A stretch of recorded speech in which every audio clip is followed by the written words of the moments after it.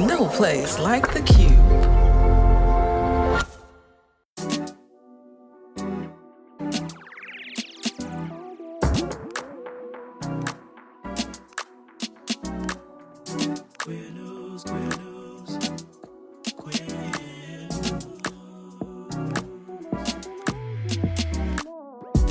Family, it's your favorite queer radio personality, Anna Deshawn, and this is Queer News, your favorite weekly news pod where race and sexuality meet politics, culture, and entertainment. I know that there is some black girl out there, so many black women out there that are watching me right now, and I want to tell you, you can do it. Anything is possible. Anything is possible. Don't allow anybody to project any stereotypes on you that tell you that you can't be here, that you're too dark, or that you're not smart enough, or that you're too dramatic, or you're too loud. You are exactly who you need to be right where you are. And I am a testimony. Praise God. Tonight. You may not know that voice, okay, but that was Doechii giving her acceptance speech at the Grammys Sunday night. And all I heard and kept hearing was, "You are exactly who you need to be." Ooh. When I heard that, I was like, this is the perfect way to begin our first episode of Black History Month, huh?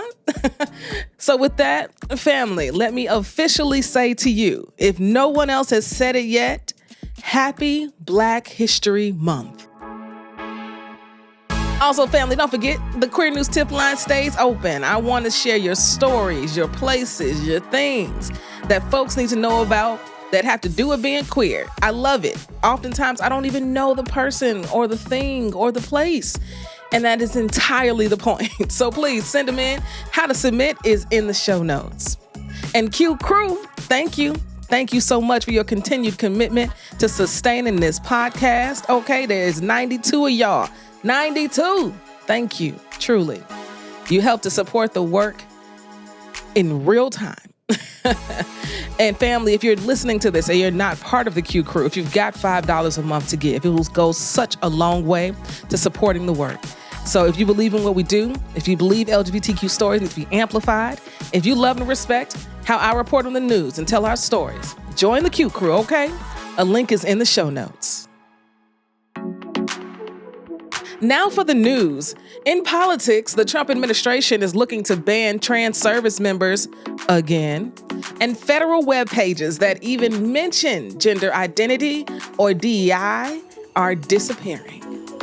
In culture and entertainment, Twin City Pride shows us how to handle Target, okay? Laverne Cox has a new project that we need to support, and the queers and our friends showed out at the Grammys. So let's get into it, okay? Let's go. Family, in politics, it's still a wild and wicked ride that we're on with the Trump administration. On last Tuesday, transgender service members represented by LGBTQ legal advocates and defenders law, as well as the National Center for Lesbian Rights, filed a lawsuit against the White House's executive order to ban transgender people from serving in the military. The Human Rights Campaign and Lambda Legal have also announced their intent to sue the Trump administration, okay? Now, this is all because late Monday, Trump rescinded President Biden's policies that allowed trans service members to serve openly according to their gender identity, okay? The order said that one might identify as transgender would be a falsehood. The Trump administration went on to say that not consistent with the humility and selflessness required of a service member. Child, these people have been serving for decades in the military. Thousands and thousands of our trans siblings serve today, family, in the military. The military is the largest employer in the country, which then in turn makes it the largest employer of trans folks. Yeah, now this is coupled with the executive order he signed proclaiming, right, that there were only two sexes. We talked about that, which continues to lead to this ban. According to the 19th, a wonderful source of news, during Trump's first administration, when they instituted the ban against trans folks serving in the military, it resulted in 13,753 people losing their jobs. 13,753 people. Those are not just people. Those are families. Those are families who are relying on those benefits, on that health care. Y'all, I had the opportunity to actually interview a trans service member at Creating Change. We're going to drop it in a little bit. It was such a wonderful conversation with Layla about why she chooses to serve, why it's important to her, and why she continues to stand up. And let me tell you, I flat out thanked her for her service because I'm not the one. And when we have a volunteer-led military, the last thing we need to be doing is kicking folks out who want to put their life on the line for the United States of America. And y'all know recruitment is down, right? Oh, okay. We just gonna kick out people who want to serve. Deep breaths, family. Are we all just taking lots of deep breaths? I hope so. Now, the next thing the Trump administration was up to this past week was the removal of anything on federal websites that mention gender identity and diversity. They either were updated or just plain out disappeared. 404 errors just popping up everywhere. The Office of Personnel Management, the communications director, McLaurin, said this in a statement that was sent out Friday night. OPM sent guidance to agencies to remove gender ideology-related content from their websites by 5 p.m. today as part of the efforts to defend women and uphold the truth of biological sex against the radical claims of gender activists. This may have been misinterpreted to mean we would shut down government websites who weren't able to comply, but that is not the plan for continuing to implement this important effort. Child, ain't nothing important about this effort. It's a bunch of mess, and that's exactly what's happened, family. The U.S. State Department has removed the T, the Q, the I, and the plus to essentially erase trans life and queer folks from the record as it pertains to their websites. It now says LGB. The U.S. Census Bureau data went dark Friday night. As reported by Queer News Daily, the Stonewall National Monument has been removed from the National Park website. That's currently serving a 404 error. Here's why Kevin reported the CDC web pages on HIV/AIDS prevention, sexual health, reproductive health, all gone. The National Institutes for Health, NIH, the web page is on sex, on gender, and drug use, says access denied right now. Now, I will say the CDC's pages on COVID-19 and AIDS are still up, but I know from my advocates, folks aren't even using the word AIDS anymore. It's advanced HIV. Those pages are up, but other pages about HIV, gone. The Department of Education's LGBTQ pages, gone. The Environmental Protection Agency's plan on climate change, environmental justice, gone. Family, we are in the midst of a communications takeover. This is how authoritarian countries control the masses. It's because they control the media and they control communications channels. That's why this is such a dangerous time. This is why podcasts like this, podcasts that I listen to, the sources that I mentioned are so incredibly important to us today. We need places we can go to get reliable, trustworthy news. Because Chile, the 1% are owned. Let me say it again. The 1% are owned. And if they aren't owned, they're deathly afraid of Trump, his minions, and this administration. And they will not stand up for us. Their silence is deadly.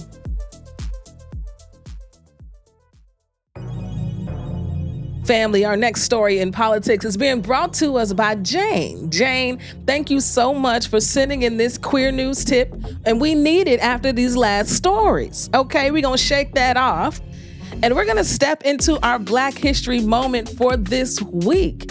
Jane sent this over to me, and I had heard about Keturah Herron, but I hadn't really dug into her story. She is a masculine of center Black queer woman, an attorney, yes, and she was just recently elected state senator for District 35 in Kentucky. Yeah, you heard me. In Kentucky, okay? She became the first out LGBTQ plus woman and first queer person of color ever elected to the Kentucky State Senate. And let me just say, Herron is always making history, especially in Kentucky. The first time she made history was being elected as the first out LGBTQ plus member of the Kentucky House of Representatives in 2022. And now she's the first in the state Senate. Come on. She said, I am very humbled to continue the work for all Kentuckians as I move to the Senate. We know this work is very hard, and we are at a pivotal time in our nation.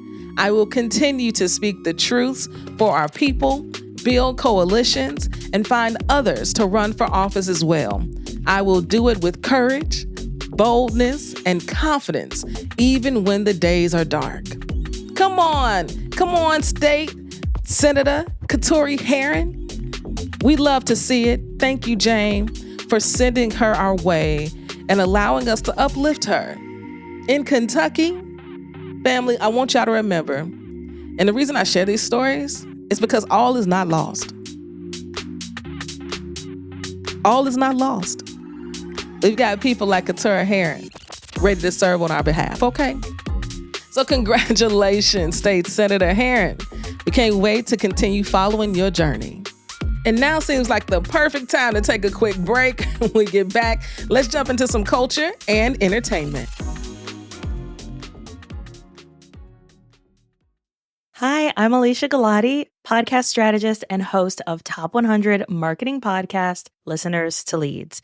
Podcasting can feel very one-track and lonely. So my goal with Listeners to Leads is to not only support you in growing and monetizing your show by turning your listeners into leads, but also to be able to navigate podcasting in a way that feels right for you. Join me every week on your favorite podcast listening app. Family, we have a sponsor for our February episodes, the Church Within a Church movement. This movement exists to combat the religious harm inflicted upon LGBTQ folks by the church. I joined them a couple decades ago, which is hard to believe, and I found them to be a beacon of light in some of the darkest places. With courage, integrity, and care, their purpose is to live justice through their work. And one way they do this is by welcoming LGBTQ clergy who have left or been kicked out of their denominations because of who they are and because of who they love. This year, they are ordaining 3 LGBTQ folks, and I'm so glad to know them and to know their work and how they care for others. So thank you, Church Within a Church, for your support of this work and your work in the world. And family, I look forward to telling you more about the Church Within a Church movement throughout Black History Month. If you want to learn more, visit cwac.us. That's cwac.us.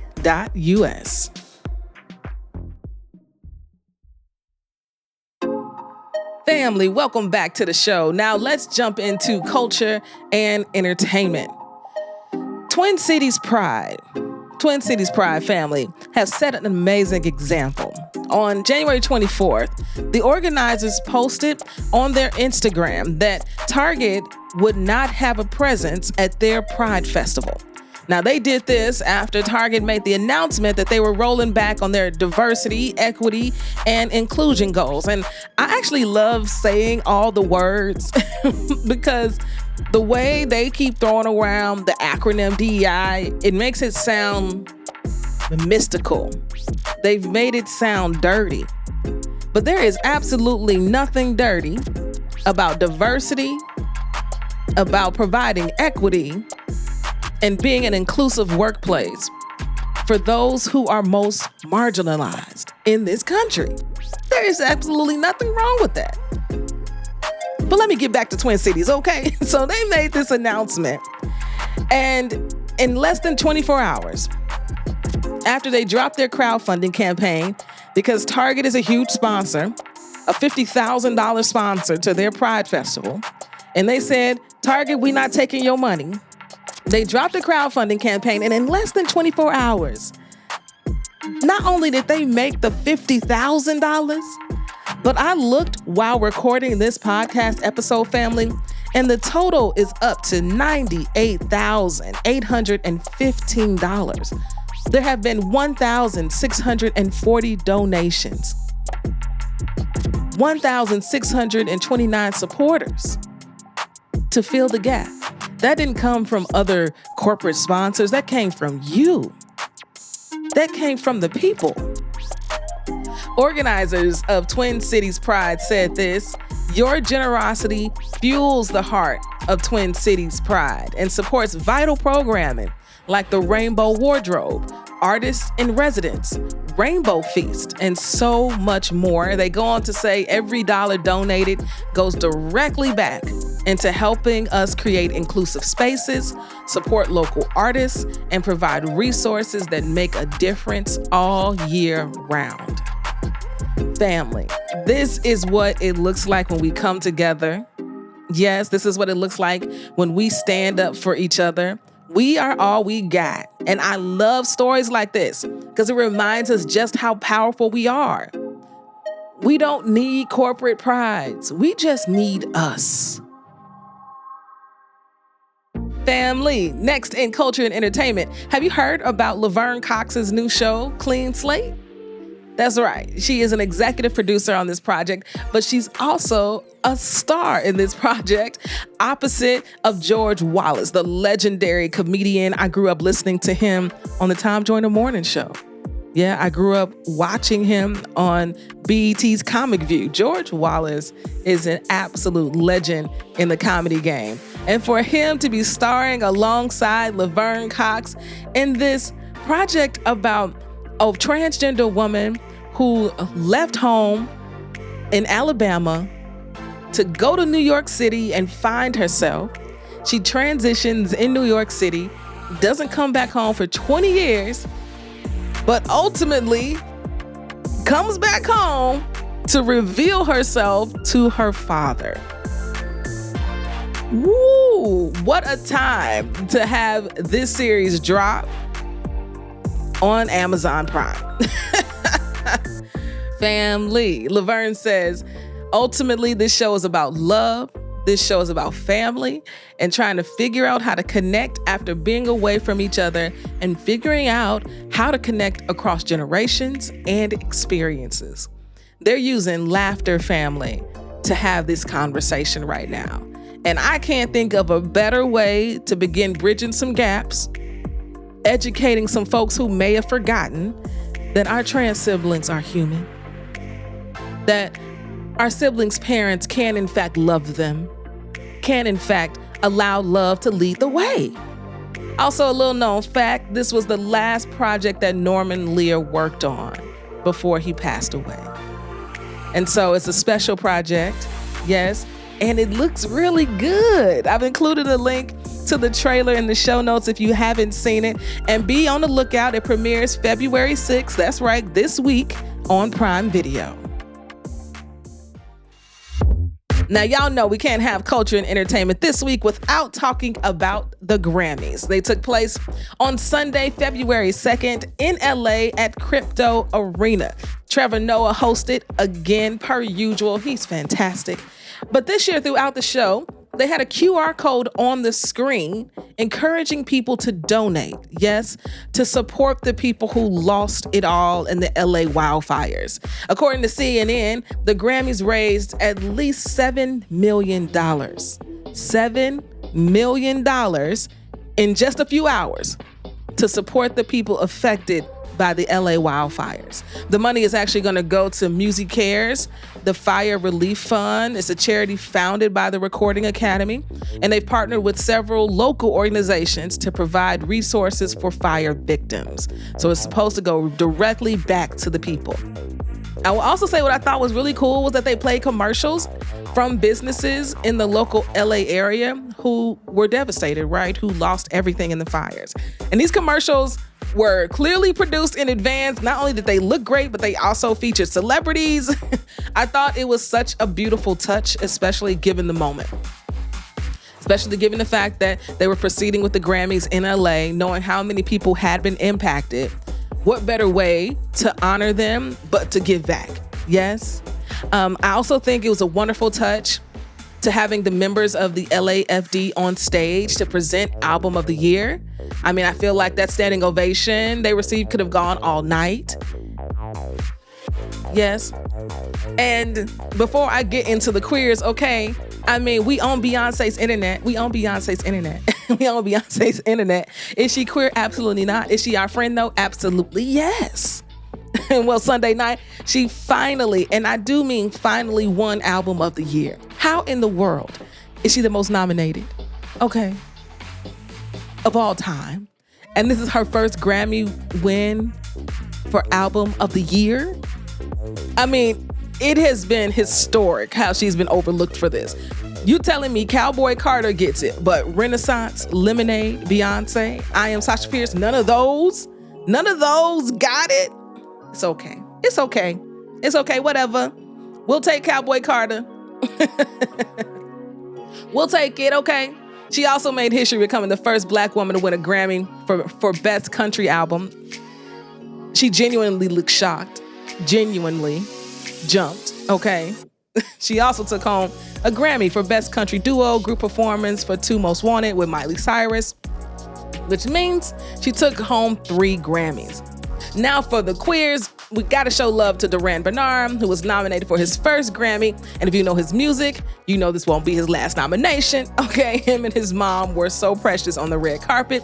Janelle Monáe, stunning per usual, okay? Her performance, fabulous per usual. Cynthia Erivo and Lena were doing their thing. Yes, Cynthia's performance as part of Quincy Jones's tribute was just phenomenal. I said phenomenal. Do you understand? Phenomenal. Now for the winners, okay? The queers took home some Grammys, y'all. St. Vincent took home 3 for Best Alternative Music Album, Best Alternative Music Performance, Best Rock Song. Yes, congratulations, St. Vincent. Chapel Roan took home Best New Artist. Her performance was off the charts. Everybody was standing and singing. Lady Gaga won for Best Pop Duo Group Performance with Die With a Smile, yes, featuring Bruno Mars. Their performance was also fantastic. And in her acceptance speech, she said, "Trans people are not invisible. Trans people deserve love. The queer community deserves to be lifted up. Music is love." The crowd stood to their feet when she got to the queer community deserves to be lifted up portion. The rousing applause. I hope my trans siblings felt it, okay? Because we're not feeling it in a whole lot of places. But I hope my trans siblings felt the love in that moment, yes? And Doechii, y'all heard her voice at the top of this podcast. She won Best Rap Album for Alligator Bites, Never Heal. If you have not heard Doechii, I'm telling you right now, Doechii.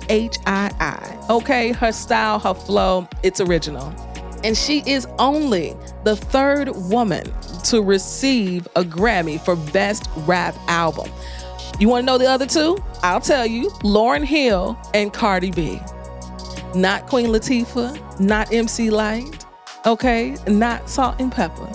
Lauryn Hill, Cardi B, and Doechii. In her speech, what you heard, anything is possible. Don't allow anybody to project any stereotypes on you that tell you you can't be here, that you're too dark, or that you're not smart enough, or that you're too dramatic, or you're too loud. You, family, you. She was talking to you. You are exactly who you need to be right where you are. and I'm a testimony. Yes, you are, Doechii. So family, the queers did a thing at the Grammys last night. Our allies, our friends, our comrades did a thing last night. And it was a really beautiful ceremony. If you haven't caught it, go watch the highlights. It's worth it.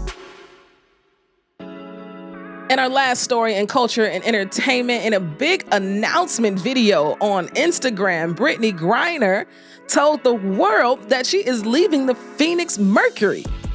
What? After 11 years, is the only team she has ever played on during her professional basketball career in the United States, says she's leaving Phoenix and has signed with the Atlanta Dream. She did this video with her new teammates, Jordan Canada, Ryan Howard, and Alicia Gray. They were fishing together on a boat in this video. It was cute. And her caption read, "New city, new journey, new series. Outside the Paint, episode 1 drops next week, and it's about to get really good." Family, BG said that she's dropping episodes. So you know I'm following, right? Absolutely. Now, this is the first time she entered the free agency pool. She wanted to explore her options, and she did. I'm so glad. All the women deserve the opportunity to be courted, and to make a decision about where they play.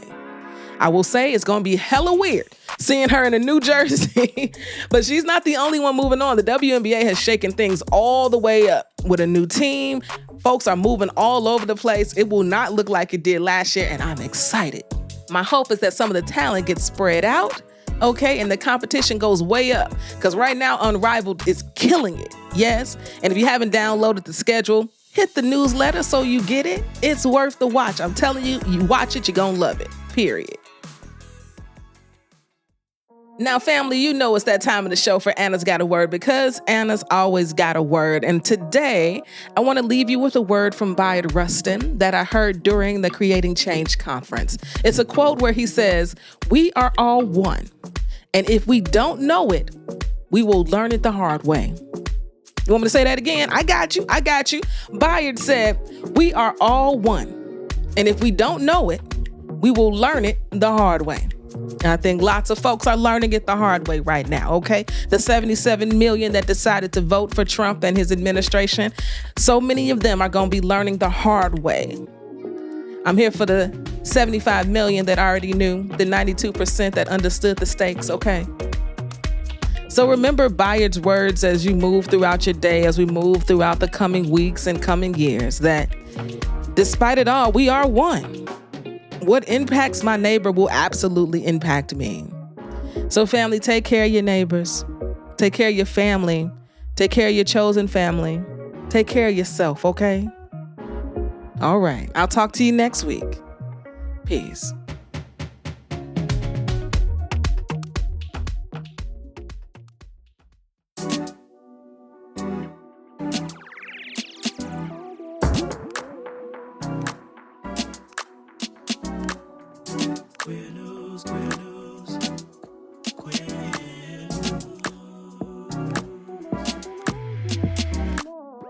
If you've enjoyed what you heard, rate and review us inside your favorite podcasting app.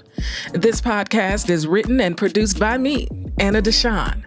Podcast editing by Ryan Woodhall. And brought to you by E3 Radio and distributed on The Cube. We are Queer News Done Right.